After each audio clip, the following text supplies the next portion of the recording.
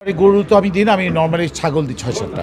আমি শুধু এতটুকু বলবো যে যেখানে যেভাবেই কোরবান দেন না কেন, প্লিজ প্রথম যে কাজটা অন্তত আপনি আমার সবার জন্য, গোটা জাতির জন্য খুবই ইম্পর্টেন্ট, সেটি হচ্ছে কোরবানির বর্জ্যটা নির্দিষ্ট স্থানে মাটি চাপা দিয়ে রাখুন প্লিজ। যত্রতত্রভাবে যেখানে সেখানে বর্জ্যগুলো ফেলে রাখবেন না। এতে করে আপনার, আমাদের শিশুর, আমাদের বাবা মার, আপনারও আমারও সবার ক্ষতি হবে। সবাই সুস্থ থাকবেন, অবশ্যই সুস্থভাবে সুন্দরভাবে করবে। দেশটা অনেক সুন্দর, সবাই দেশকে ভালোবাসবেন। Love you. রাফির সাথে এর আগে একটি কাজ হয়েছে, ব্ল্যাক মানি, এটা আমার সেকেন্ড কাজ রাফির সাথে। ভালো লাগলো, রাফির সাথে কাজ করে বেশ মজা পেয়েছে। সাথে একজন আছে মেগাস্টার সাকিব খান, দুবাংলার মেগাস্টার বলা যায়, আনডাউটলি, এবং অসাধারণ লোক, অসাধারণ ভালো মানুষ। তার সাথে কাজ করতে পেরে নিজেকে অসম্ভব ভাগ্যবান মনে করছি এই বয়সে এসে।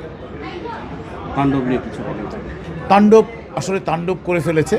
বাংলাদেশে একটা রেভিলেশন আসবে, বিশাল রেভিলেশন, যে স্বাধীনতার আগে এবং স্বাধীনতার পরে আজ অবধি পর্যন্ত কোনো ছবিতে এত বড় সুপারস্টাররা কাজ করেনি।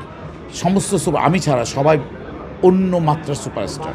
এনটিভি থেকে স্পষ্ট করে বলবো, রিয়েলি সমস্ত সুপারস্টাররা এখানে কাজ করেছে। এত বড় মাপের আর্টিস্টরা কাজ করেছে।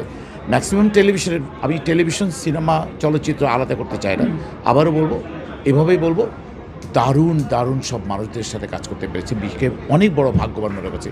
স্পেশালি সবাই উন্মুখে বসে থাকে রায়হান রাফি কাজ করার জন্য, সাকিব ভাইয়ের সাথে কাজ করার জন্য, আর আমি লাবলু ভাইয়ের সাথে কাজ করার জন্য বসে থেকে, শহীদ জামান সেলিম ভাইয়ের সাথে কাজ করতে হবে, রাখাত ভাইয়ের সাথে কাজ করার জন্য, আফজাল হোসেন যাকে দেখে আমি নাটকে এসেছি, আফজাল ভাইকে দেখে, তো সবার সাথে কাজ করে পেরেছি, খুব ভালো লাগছে।